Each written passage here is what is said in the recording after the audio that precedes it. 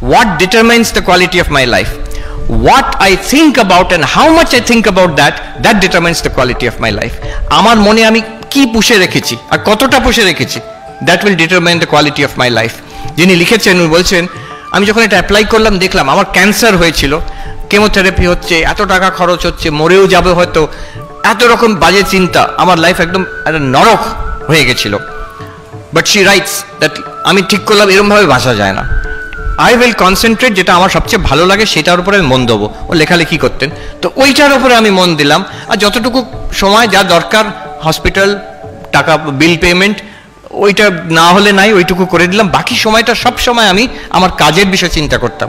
আমার যে লেখা বলছে আমার quality of life became internal quality of life, it became better after cancer than before cancer.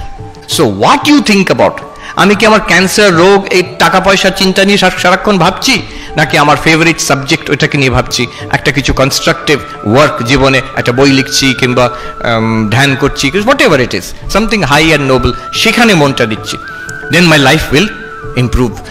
মিল্টনের কথা আছে, the mind in its own place can make a heaven of hell and a hell of heaven. মন নিজের থেকেই স্বর্গকে নরক বানিয়ে দিতে পারে, নরককে স্বর্গ বানিয়ে দিতে পারে। কিভাবে?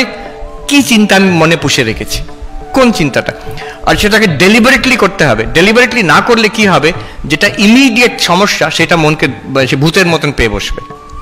আমি যদি ডেলিবারেটলি করি, আমি আমার সাবজেক্ট এই নিয়ে ভাববো, আমি আমার ইষ্ট দেবতা, আমার আরাধ্য দেবতা ওই নিয়ে ভাবো। যোগীরা কি করে, একটা উচ্চ আদর্শের উপরে মনটা দিয়ে রাখে, বাকি জীবনে যা হচ্ছে হচ্ছে ও অল্প একটু অ্যাটেনশন দিলেই হয়ে যায়।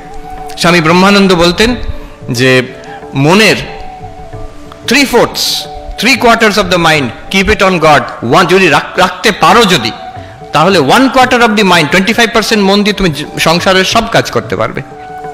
আমরা উল্টোটা করি, ঈশ্বরে মন রাখি না, 100% মন দিয়েও সংসারে কাজ করতে পারছি না আমরা। মাইন্ড ওই নরক করে দিচ্ছে জীবনকে একটা।